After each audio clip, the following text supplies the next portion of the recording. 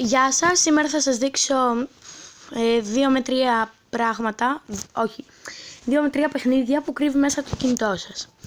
Πείτε πως δεν έχετε παιχνίδια καθόλου και έχετε κατεβάσει μόνο Messenger και ναι, και Instagram και διάφορα άλλα. Μπαίνετε στο Messenger, μισό να φορτώσει.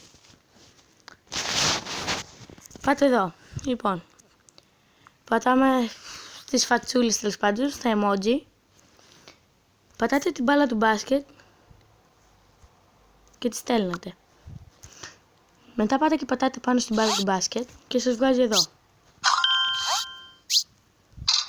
Και ουσιαστικά κάνετε αγώνα με αυτόν που μιλάτε. Αν είσαστε σε ομάδα, κάνετε αγώνα με όλους. Και όποιος κάνει το υψηλότερο σκορ το έχει πάνω εδώ στη γωνία. Μετά πατάς την μπάλα ποδοσφαίρου και τη στέλνεις. Πατάς πάνω. Όχι. Μισό. Εδώ ισχύει το ίδιο, μόνο που πρέπει να μην σου πέσει. Σαν να κάνεις αγγελάκια.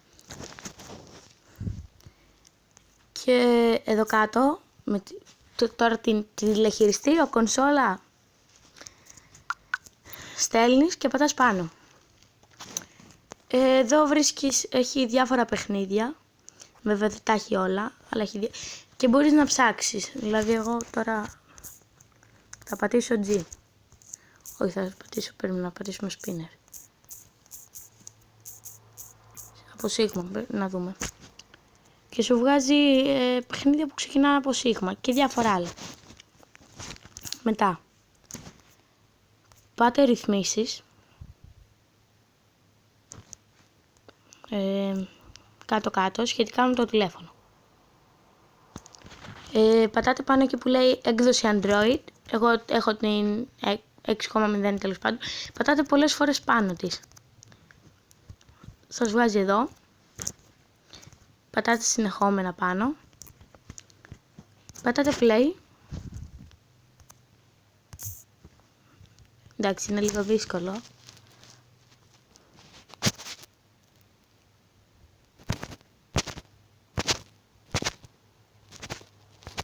Όχι.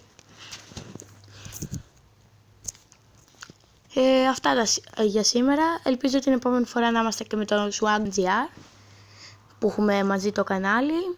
Και αν μπορέσουμε και με τον DenPsem, έναν ακόμα φίλο μας. Γεια σας.